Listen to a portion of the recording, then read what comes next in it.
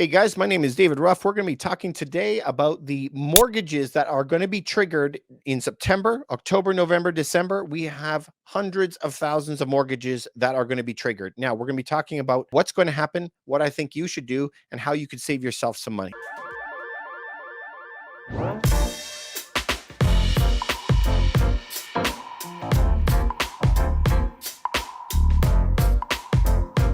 All right, let's jump right into the article of the day. The article that we're going to be talking about is this one right here about 80,000 variable rate mortgages that will reach their trigger point by the year end.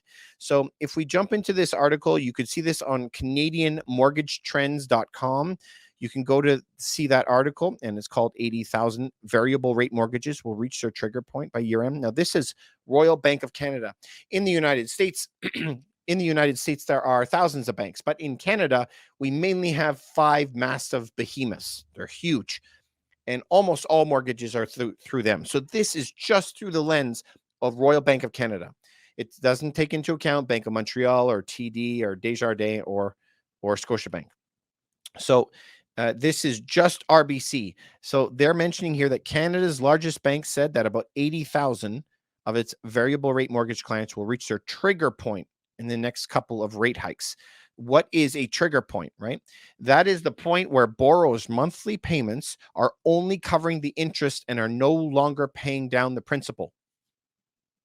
This is very, very important for you to understand what that means, right? So whenever we have a mortgage payment, the mortgage payment consists of 2 parts. You may be paying $1,000 on a mortgage payment.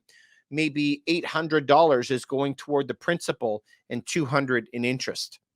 So the bank needs to see that you're paying the interest and you're paying the principal.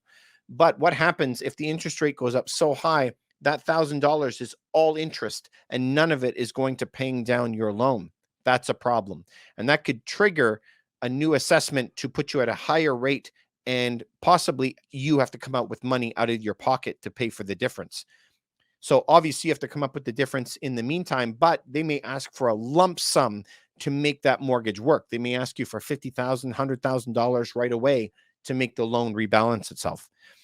So if we look at this here, that is the problem, is the trigger point. It said fixed rate mortgages, though, still account for more than 65% of their portfolio, they're saying. So that's a lot, right? So they're saying that this is a good thing, that there's a lot of people on fixed rates, which we can say is a very, very positive thing. Also, it says the right down here, their earnings highlight. So they're down 17% year over year, which is they're getting hit, right? They're having home equity lines of credit only went up slightly by $1 billion. But here I found interesting. The average loan to value on an uninsured portion is 46%. So yes, it's going down. It was 49% last year, but right now the loan to value is 46%. So what does that mean? That means a lot of people own their home in cash. People are sitting on an enormous amount of cash in the market right now, sitting in their homes. It's a lot. So they have it. So there's a lot of people on that. That's good. But hearing that there's 80,000 people within RBC that could be triggered, that's a big deal. Okay, so imagine there's 5 massive banks in Canada, and say that they had 80,000 each. That's now 400,000 homes and households that will run into this re-triggering of the event. If that happens, there are some serious prices that we're going to pay. Already to date, the average mortgage is up $1,073. $1,073. Who has $1,073 just lying around? And not just once, but every single month. Not very many people have that in reserve. Now, if the interest rates go up even higher, which it sure looks that it will, based on the Jackson Hole meetings that they had in Wyoming yesterday, they are saying absolute resolve to crush inflation, higher rates for longer. So everybody that was banking on Fed pivot, where they're going to start reducing their rates really quickly, doesn't look like that's going to happen. Percentage of that happening is like 5% right now. I think it's going to take a while. You're probably going to see it next year, mid-year or something like that. So if this is going to happen, and you could have maybe 80,000 per bank, 400,000 people in all, and all of them, the rates are going to be going a lot higher. They're already paying $1,000 more per month. How much higher? So say it's going to be 1,200, 1,300. I don't know. Do you have $1,300 just lying around every single month as extra money? Probably not. And what happens if you have a reserve fund? Well, maybe you had enough reserve fund, like an emergency for 3 months of expenses. Maybe you could last 3 months. Maybe you could last 6 months.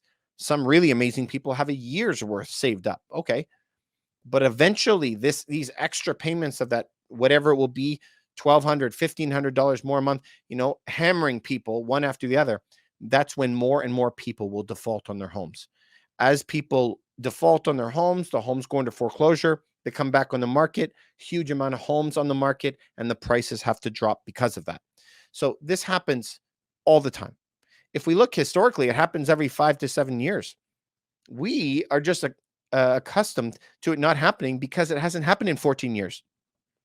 The government has been putting this monetary heroin into the economy for 14 years. So we're overdue. We're overdue for like at least 2 of them that we've missed because we created so much cash in the system. So this is going to happen. It's natural. It happens all the time. So what do we have to do? Okay, so if I had a mortgage and it was coming due in the next little time, we've also gone way, way, way, way up. Are they going to raise it another 3% next year? I don't think so. So if I've already ridden it all the way up to the rates where they are today and I haven't fixed them yet, I probably would just let it go. Of course, last year I was fixing all of my rates because they said that they're going to raise them. So I'm going to fix them at that point. So if I did have a variable, I would be waiting and writing it out if you haven't done it already.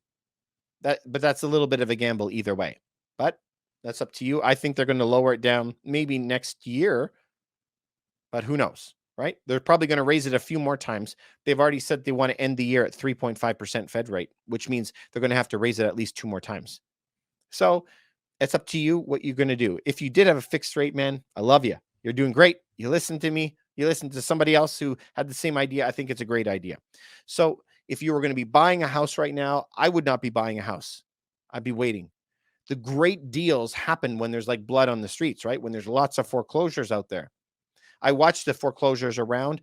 In Markham, there's like 1, in Vaughan, there's like 2. There's nothing. So the shock in the prices that we're seeing already are just because there's a lot of homes on the market and because new buyers cannot qualify. That's it. It has nothing to do with people can't afford the payments yet.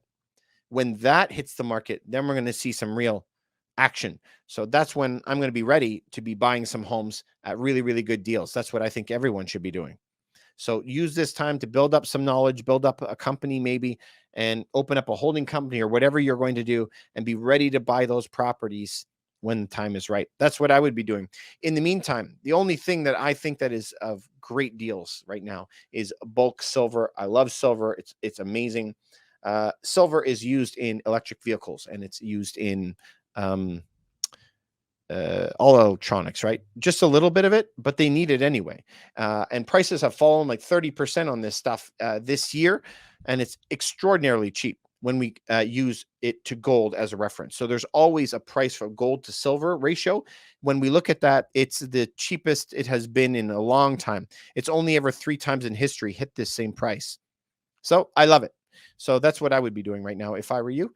Anyway, if you know one person that this could help, would you please just do me a favor and send it to one person? Please remember to like and subscribe to this. It really, really helps me out in the long run. And hit that notification bell just so that you know every time I put something out there. Anyway, we really appreciate it. Stay safe. Go crush it. Make some money.